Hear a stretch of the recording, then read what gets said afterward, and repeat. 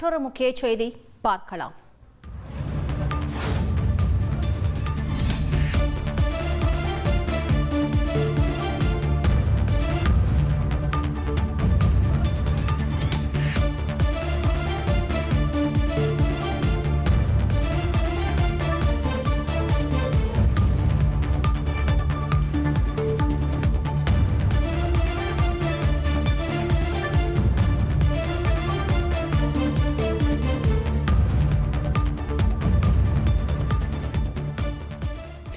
மரக்காணம் கலவர வழக்கில் தமிழக அரசுக்கு உத்தரவு பிறப்பிக்கப்பட்டிருக்கிறது. விவரங்களை செய்தியாளர் சுரேஷிடம் கேட்கலாம். சுரேஷ், இந்த வழக்கின் முழு பின்னணி என்ன? சுரேஷ், வணக்கம். அதாவது கடந்த 2013ஆம் ஆண்டு மாமல்லபுரத்துல வன்னியர் சங்கத்துல சித்திரை திருவிழா நடத்தின போது மரக்காணத்துல ஒரு கலவரம் ஏற்பட்டது. இந்த கலவரத்துல பேருந்துகள் சேதப்படுத்தப்பட்டன. பல்வேறு மாவட்டங்கள்ல டாஸ்மாக் கடைகள் சேதப்படுத்தப்பட்டன.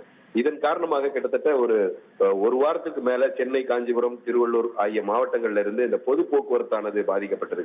இதனால் ஏற்பட்ட வருவாய் இழப்பை பாமகவிடம் வசூலிப்பது தொடர்பாக தமிழக வருவாய் நிர்வாக ஆணையர் ஒரு விசாரணையை மேற்கொண்டு வருகிறார்.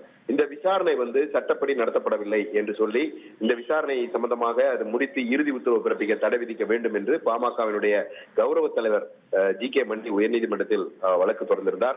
இந்த வழக்கு நீதிபதி ஆனந்த் வெங்கடேஷ் முன்பு விசாரணைக்கு வந்தபோது மனுதாரர் தரப்பில், அதாவது ஜி.கே. மணி தரப்பில் ஆஜரான வழக்கறிஞர் இழப்பீட்டை தீர்மானிக்கும் முன் வருவாய் இழப்பு ஏற்பட்டுள்ளதா என ஆரம்ப கட்ட விசாரணை நடத்த வேண்டும் என்று உயர்நீதிமன்றம் இரு நீதிபதிகள் அமர்வு ஏற்கனவே உத்தரவிட்டிருக்கிறது.